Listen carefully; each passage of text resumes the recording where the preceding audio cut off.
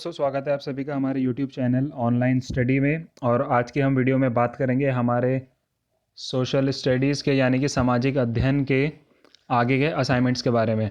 तो देखिए, अभी तक हमने असाइनमेंट्स 1 से लेकर के 22 तक अपना कंप्लीट कर लिया है और अब हम आगे के अपने असाइनमेंट्स करते हैं। तो फाइनल असाइनमेंट अब हमारा है ये वीडियो में, ठीक है। तो इसके अंदर हम अपने 23 से लेकर के 31 तक कंप्लीट करेंगे।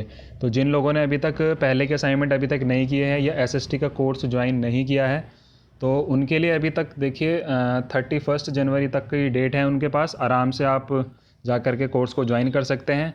वीडियो मैंने बनाई हुई है कि आपको कैसे कैसे कोर्स ज्वाइन करना है, आप जा कर के वीडियो चैनल पे चेक कर सकते हो। और आगे के असाइनमेंट्स आपको कैसे कैसे करने हैं उसके बाद का तो प्लेलिस्ट में जा कर के आप सामाजिक अध्ययन की सारे असाइनमेंट्स चेक कर सकते हो। उसमें सारे आपको 1 से लेकर के 22 तक के असाइनमेंट्स मिल जाएंगे। बाकी के असाइनमेंट्स हम ही आज अपने कंप्लीट कर लेंगे। तो जल्दी से आप वो ज्वाइन कर लेंगे। और संस्कृत का कोर्स भी आ गया है, उसका भी लिंक दे दिया है वीडियो के अंदर, तो आप संस्कृत की वीडियो चेक कर लीजिएगा। असाइनमेंट्स भी उसके कुछ हो गए हैं, कुछ रह गए हैं अभी, वो भी कंप्लीट हो जाएंगे। और बाकी सारे कोर्सेज़ के असाइनमेंट्स कंप्लीट हमारे हो चुके हैं। तो जल्दी से हम स्टार्ट करेंगे हमारा आज का असाइनमेंट 23 असाइनमेंट। तो पहला क्वेश्चन है, उच्चतम न्यायालय किसी मामले में अपील के लिए किस अनुच्छेद के तहत विशेष इजाज़त देता है? तो पहला ऑप्शन इसका सही हो जाएगा, अनुच्छेद 136। सेकंड क्वेश्चन है, भारत में उच्चतम न्यायालय का उद्घाटन किस वर्ष किया गया था? तो ये किया गया था आपका 1950 में। थर्ड क्वेश्चन है, उच्चतम न्यायालय का न्यायाधीश अपना त्यागपत्र किसे सौंपता है? तो ये सौंपते हैं राष्ट्रपति को। फोर्थ क्वेश्चन है, न्यायिक पुनर्वलोकन की शक्ति किन देशों के संविधान में निहित है? थोड़ा सा मेरे को प्रॉब्लम हो रही है वर्ड पढ़ने में, कोई बात नहीं। तो इसका थर्ड आंसर आपका सही हो जाएगा, भारत में और अमेरिका में।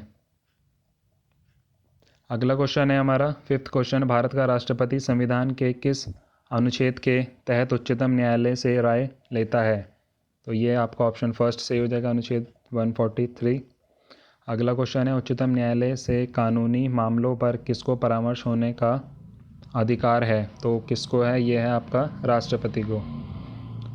अगला क्वेश्चन है, उच्चतम न्यायालय के न्यायाधीश को नियुक्त होने के लिए एक शर्त के रूप में कितने समय तक उच्च न्यायालय का अधिवक्ता रहना चाहिए? तो 10 वर्ष तक।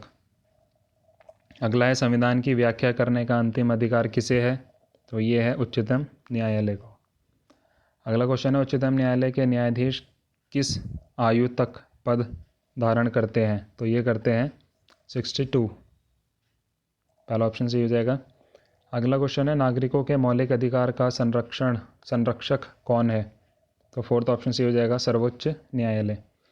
इसी के साथ हमारा ये असाइनमेंट कंप्लीट होता है 23। अपना स्कोर चेक कर लेते हैं, हमारा स्कोर क्या रहता है। 10 आउट ऑफ 10 हो गया है। अब 24th असाइनमेंट शुरू करते हैं हम अपना। 24th असाइनमेंट शुरू करते हैं। पहला क्वेश्चन है, जनहित याचिका का वाद किस न्यायालय में लाया जा सकता है? तो थर्ड ऑप्शन सही हो जाएगा, सर्वोच्च व उच्च न्यायालय दोनों में। अगला है, जनहित याचिका का मामला उच्च न्यायालय में किस अनुच्छेद के तहत उठाया जाता है? तो ये पहला ऑप्शन सही हो जाएगा, अनुच्छेद 226। थर्ड क्वेश्चन है, जनहित याचिका का मामला सर्वोच्च न्यायालय में किस अनुच्छेद के तहत उठाया जाता है? पहला ऑप्शन सही हो जाएगा, अनुच्छेद 32। अगला क्वेश्चन है, फोर्थ क्वेश्चन, भारत में जनहित याचिका के शुरुआत की माता किसे कहा जाता है? तो श्रीमती हिंगोरानी पहला ऑप्शन सही हो जाएगा। अगला है, भारत में जनहित याचिका की शुरुआत का जनक किसे कहा जाता है? तो ये हो जाएगा PN भगवती। सिक्स्थ क्वेश्चन है, जनहित याचिका की शुरुआत किस देश के सर्वोच्च न्यायालय ने की थी? तो अमेरिका ने की थी। अगला है, किस लोक अदालत में रुपए की सीमा लागू नहीं होती है? तो अस्थाई लोक अदालत में, सेकंड ऑप्शन हो जाएगा। अगला क्वेश्चन है, 8th में, लोक अदालतें मुख्यतः कितने प्रकार की होती हैं? तो ये आपकी कितने प्रकार की होती है? तो ऑप्शन देखिए गलत है, क्वेश्चन जो है सही है, पर इसका जो आंसर है वो गलत दिया हुआ है। तो इसमें हम सेकंड ऑप्शन लगाएंगे 1993, क्योंकि ये लगाएंगे तो तभी ये करेक्ट मान रहा है आगे। ठीक है, अगर आपको उसको स्किप करना है आप स्किप कर दीजिए, और अगर आंसर लगाना है तो सेकंड लगा लीजिएगा। अगला है लोक अदालत विधिक सेवा प्राधिकरण अधिनियम कब लागू हुआ था? तो ये हुआ था आपका 1993 में, सॉरी 1995 में। थर्ड ऑप्शन सही हो जाएगा। अगला क्वेश्चन है लोक अदालत का गठन किस अधिनियम के तहत हुआ था? तो ये हुआ था 1987 के तहत। 10 क्वेश्चन थे हमारे 24th असाइनमेंट में। स्कोर देखते हैं हमारा स्कोर क्या आता है। 10 आउट ऑफ 10 स्कोर आ गया है। आप चलते हैं हमारे अगले असाइनमेंट 25 की तरफ। अगला असाइनमेंट शुरू करते हैं 25। पहला क्वेश्चन है राज्यसभा को अधिकतम कितने दिनों के अंदर बजट पास करना होता है? तो 14 दिन के अंदर, सेकंड ऑप्शन हो जाएगा। अगला क्वेश्चन है संघीय बजट संसद के किस सदन में प्रस्तुत किया जाता है? तो ये लोकसभा में प्रस्तुत किया जाता है। थर्ड क्वेश्चन है 2020-21 के संघीय बजट को सदन में किसने प्रस्तुत किया था? निर्मला सीतारमन ने। अगला क्वेश्चन है संघीय बजट 2021 में सरकार का सर्वाधिक खर्च किस पद पर है? मद पर है। तो फोर्थ ऑप्शन सही हो जाएगा, करों व शुल्कों में राज्यों का हिस्सा। अगला है बजट प्रस्तुत करने से पूर्व सर्वप्रथम किसकी अनुमति आवश्यक है? तो ये हो जाएगा आपका राष्ट्रपति जी की अनुमति लेनी होती है। अगला क्वेश्चन है भारत में वित्तीय वर्ष का कार्यकाल क्या है? तो 1 अप्रैल से 31 मार्च तक। अगला क्वेश्चन है संविधान के किस अनुच्छेद में बजट का उल्लेख है? तो ये आपका अनुच्छेद 112 में है। अगला क्वेश्चन है भारत में संसद में बजट कौन प्रस्तुत करता है? तो वो करते हैं आपके वित्त मंत्री। अगला है भारत में सर्वप्रथम पहली बार बजट कब पेश किया गया? तो सबसे पहली बार किया गया था 1860 ईस्वी में। अगला है स्वतंत्र भारत में बजट सर्वप्रथम किसने प्रस्तुत किया? तो R.K. Shanmukh Shetty. Third option सही हो जाएगा इसका। आगे बढ़ते हैं, हमारा स्कोर चेक करते हैं। हमारा स्कोर क्या आता है 25th असाइनमेंट का? तो हमारा 10 आउट ऑफ 10 हो गया है। अब चलते हैं हमारे अगले असाइनमेंट 26 की तरफ। अगला असाइनमेंट शुरू करते हैं हमारा 26th असाइनमेंट। पहला क्वेश्चन है राज्य सरकार के गैर विकास व्यय का सही युग्म है? तो इसका सही युग्म क्या है? पुलिस और न्याय। सेकंड क्वेश्चन है संसद राष्ट्रपति सचिवालय जैसे मद पर खर्च होने वाला व्यय किस व्यय के अंतर्गत आता है? तो ये आता है आपका नागरिक शासन पर व्यय। तो थर्ड ऑप्शन हो जाएगा इसका। अगला क्वेश्चन है बिक्री कर तथा मालगुजारी कर लगाया जाता है, तो ये किस पे लगाया जाता है? राज्य द्वारा। बिक्री कर तथा मालगुजारी कर लगाया जाता है, तो राज्य द्वारा ये कर लगाया जाता है। अगला है संपत्ति कर तथा व्यय कर किसकी सिफारिश पर लगाया गया था? तो ये लगाया गया था आपका प्रोफेसर केल्डोर। थर्ड ऑप्शन सही हो जाएगा। अगला है भारत में नोट छापने का अधिकार किसके पास है? सभी को पता होगा इसका आंसर, रिजर्व बैंक के पास। अगला है भारत में सर्वप्रथम आयकर प्रारंभ किया गया था, कब किया गया था? 1700 में। अगला क्वेश्चन है अप्रत्यक्ष कर का सही युग्म है? तो ऑप्शन फोर्थ हो जाएगा इसका, केंद्रीय व्यापार कर, केंद्रीय उत्पाद कर।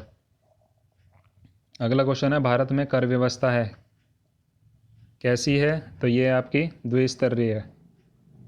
अगला क्वेश्चन है आयकर है क्या? तो फर्स्ट ऑप्शन सही हो जाएगा, अप्रत्यक्ष कर। अगला क्वेश्चन है संविधान के किस भाग में केंद्र तथा राज्यों के बीच वित्तीय संबंधों की व्याख्या की गई है? तो भाग 12 में। तो हमारा 26वां असाइनमेंट हो गया है। 10 आउट ऑफ 10 हमारे आ गए हैं। अब बचते हैं हमारे आगे के असाइनमेंट शुरू करते हैं। 27th असाइनमेंट करते हैं स्टार्ट। 27th असाइनमेंट स्टार्ट करते हैं हम अपना। पहला क्वेश्चन है कितने उच्च शिक्षा संस्थानों मार्च 2020 तक एक अपार्टनरशिप एम्बेडेड डिग्री डिप्लोमा पाठ्यक्रम शुरू करेंगे? तो इसका सेकंड ऑप्शन सही हो जाएगा आपका 150। अगला क्वेश्चन है किस वर्ष तक भारत सबसे बड़ी वर्क फोर्स होगी? तो वो होगी 2030 तक।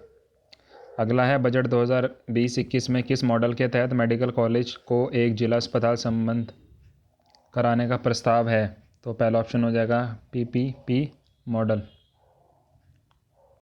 तो फर्स्ट ऑप्शन हो जाएगा इसका। अगला क्वेश्चन है बजट 18-19 की तुलना में बजट 19-20 के लिए कितने प्रतिशत बजट अधिक शिक्षा पर खर्च किया गया था? तो ऑप्शन नंबर 4 सही हो जाएगा, 13%। अगला है कितने संस्थाओं को ऑनलाइन शिक्षा कार्यक्रम में शामिल किया जाएगा? तो 100 संस्थानों को। अगला क्वेश्चन है बजट 20-21 में शिक्षा के कौशल विकास के लिए कितनी धनराशि आवंटित की गई? तो ये की गई है आपकी 3000 करोड़। अगला है बजट 19-20 में शिक्षा के लिए कितने करोड़ रुपए आवंटित किए गए? तो ये 94,853.64 करोड़ रुपए हो जाएंगे। तो पहला ऑप्शन हो जाएगा सही। इसके बाद है अगला क्वेश्चन किस बजट वर्ष में स्टडी इन इंडिया कार्यक्रम चलाने की बात की गई? तो ये है आपका 2019-20। अगला है बजट 13-14 में सर्व शिक्षा के लिए कितने करोड़ रुपए आवंटित किया गया था? तो सेकंड ऑप्शन से हो जाएगा 27,258 करोड़। अगला है बजट शब्द है कैसा? तो ये फ्रांस भाषा का शब्द है। तो 10 आउट ऑफ 10 हमारा हो गया। इसके साथ अब हम चलते हैं अपने अगले असाइनमेंट 28 की तरफ। चलिए अब शुरू करते हैं हमारा अगला असाइनमेंट 28। पहला क्वेश्चन है 12वीं योजना में उच्च शिक्षा हेतु कितनी सीट की अतिरिक्त वृद्धि कर उसकी सुलभता में वृद्धि करना है? तो थर्ड ऑप्शन इसका सही हो जाएगा, 1 मिलियन सीट। अगला है 12वीं योजना में शिक्षा के क्षेत्र में मुख्यतः किस पर बल दिया गया है? तो उपयुक्त सभी पर, स्कूली शिक्षा, उच्च शिक्षा और लिंग पर आधारित शैक्षिक अंतराल को कम करना। अगला है 12वीं योजना में स्कूल को पढ़ने के मध्यमान वर्ष में कितनी वृद्धि करने की बात कही गई है? तो 7 वर्ष इसका सही हो जाएगा। अगला क्वेश्चन है 12वीं योजना का मुख्य रूप से किस पर बल दिया गया है? तो ये दिया गया है आपका, सभी ऊपर के तीनों ऑप्शन हो जाएंगे, फोर्थ ऑप्शन सही हो जाएगा इसका। अगला है समावेशी विकास अवधारणा को जन्म दिया गया। तो ये 11वीं योजना में दिया गया था। अगला है प्रथम पंचवर्षीय योजना कब लागू हुई? प्रथम पंचवर्षीय योजना इंपॉर्टेंट क्वेश्चन है, सभी को याद रखना है, 1951 में। अगला है पंचवर्षीय योजना क्यों लाया गया? तो ये क्यों लाया गया था? सामाजिक उन्नति हेतु, आर्थिक उन्नति हेतु। तो फोर्थ ऑप्शन हो जाएगा इसका सही। अगला है योजना अवकाश क्या है? तो ये है आपका वार्षिक योजना। अगला है पंचवर्षीय योजना क्या है? तो ये क्या है? केंद्रीकृत और एकीकृत। पहला ऑप्शन हो जाएगा सही। अगला है भारत के विकासतम प्रयासों की मुख्यतः रणनीति के रूप में किसे स्वीकार किया गया? तो ये पंचवर्षीय योजना को स्वीकार किया गया। 28th असाइनमेंट कंप्लीट हो गया है। 10 आउट ऑफ 10 हमारा स्कोर आ गया है। अब हमारे 3 असाइनमेंट बचे हैं, जल्दी से वो भी करते हैं। 29th असाइनमेंट शुरू करते हैं। पहला क्वेश्चन है वर्तमान में रिजर्व बैंक ऑफ इंडिया के गवर्नर कौन है? आपको पता ही होगा सभी को, शक्तिकांत दास है। अगला है, और इसमें देखिए ये 25वें नंबर के हमारे गवर्नर हैं, इतना आपको याद रखना है। अगला है आरबीआई के स्थापना वर्ष में गवर्नर कौन थे? आरबीआई के स्थापना वर्ष में, तो इसका सेकंड ऑप्शन सही हो जाएगा, सर ओसबोर्न स्मिथ। अगला है स्थापना के समय रिजर्व बैंक ऑफ इंडिया की अधिकृत पूंजी थी, कितनी थी? 5 करोड़। एक इसमें क्वेश्चन और आ जाता है, ये आरबीआई की स्थापना कब हुई थी? तो केंद्रीय बैंकिंग जांच समिति की अनुशंसा कब की गई थी? तो ये की गई थी 1930 को। अगला है स्टेट बैंक समूह में कितने बैंक सम्मिलित हैं? तो इसमें 6 बैंक सम्मिलित हैं। अगला है स्टेट बैंक ऑफ बीकानेर और स्टेट बैंक ऑफ जयपुर का विलय कब किया गया? तो ये किया गया था 1963 को। अगला है रिजर्व बैंक ऑफ इंडिया का प्रधान या केंद्रीय कार्यालय कहाँ पे है? तो मुंबई में है आपका ये। अगला है इंपीरियल बैंक ऑफ इंडिया की स्थापना कब की गई थी? तो ये की गई थी आपकी 1921 में। अगला है बैंक ऑफ बॉम्बे की स्थापना कब की गई थी? ये की गई थी आपकी 1840 में। और अगला क्वेश्चन है, भारत का प्रथम बैंक कहाँ स्थापित किया गया? तो ये किया गया है आपका कोलकाता में। सेकंड ऑप्शन सही हो जाएगा। इसी के साथ हमारा 29th असाइनमेंट कंप्लीट हो गया है। स्कोर 10 आउट ऑफ 10 आ गया है। अगला असाइनमेंट देखते हैं, 30 असाइनमेंट। अगला असाइनमेंट शुरू करते हैं हमारा 30 असाइनमेंट। तो मैं बता रहा था आरबीआई की स्थापना कब हुई थी? ये हुई थी आपकी 1 अप्रैल 1935 को।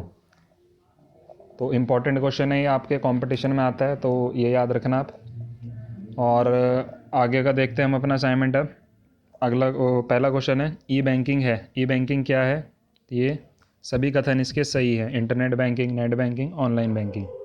अगला है, किस वर्ष में नाबार्ड कृषि एवं ग्रामीण विकास हेतु राष्ट्रीय बैंक की स्थापना हुई थी? तो 1982 में हुई थी। अगला है, निम्न में से कौन सा बैंक कृषि हेतु दीर्घकालिक ऋण देता है? तो भूमि विकास बैंक। अगला है, निम्न में से नाबार्ड का मुख्यालय कहाँ पर है? तो नाबार्ड का मुख्यालय है आपका मुंबई में। अगला, कृषि क्षेत्र का शीर्ष बैंक है, कौन सा है? नाबार्ड। अगला है, नाबार्ड पुनर्वृत्ति प्रदान करता है। तो पहला ऑप्शन सही हो जाएगा, कृषि एवं ग्रामीण विकास के लिए। अगला क्वेश्चन है हमारा, भारत में क्षेत्रीय ग्रामीण बैंक की स्थापना हुई थी, कब हुई थी? ये हुई थी आपके 1975 को। अगला है, क्षेत्रीय ग्रामीण बैंक का उद्देश्य है, क्या है? तो उपयुक्त सभी इसका सही आंसर हो जाएगा। अगला है, रिजर्व बैंक ऑफ इंडिया की स्थापना कब हुई थी? तो सेकंड ऑप्शन सही हो जाएगा। अभी मैंने आपको बताया था थोड़ी देर पहले, 1935 को हुई थी। अगला है, मुद्रा की पूर्ति करने वाला स्थान कहलाती है, तो मौद्रिक संस्था। सॉरी, मैंने ऊपर क्वेश्चन गलत पढ़ दिया। तो मौद्रिक संस्था इसका सही आंसर हो जाएगा।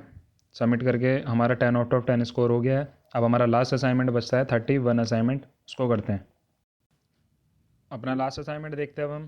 पहला क्वेश्चन है, किस बैंक की सबसे अधिक विदेशी शाखाएं हैं? तो ये हैं आपकी स्टेट बैंक ऑफ इंडिया की। अगला है, क्षेत्रीय ग्रामीण बैंक की स्थापना कब हुई थी? तो ये हुई थी आपकी 1975 को।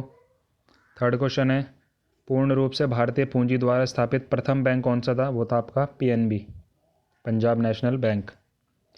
अगला है, भारत का केंद्रीय बैंक कौन सा है? तो रिजर्व बैंक ऑफ इंडिया आपका केंद्रीय बैंक है।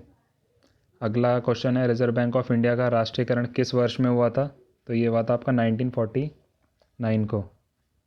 अगला है, एलडीबी का संबंध है, किससे है? तो ये आपका भूमि विकास बैंक से है। तो एलडीबी की फुल फॉर्म होती है लैंड डेवलपमेंट बैंक।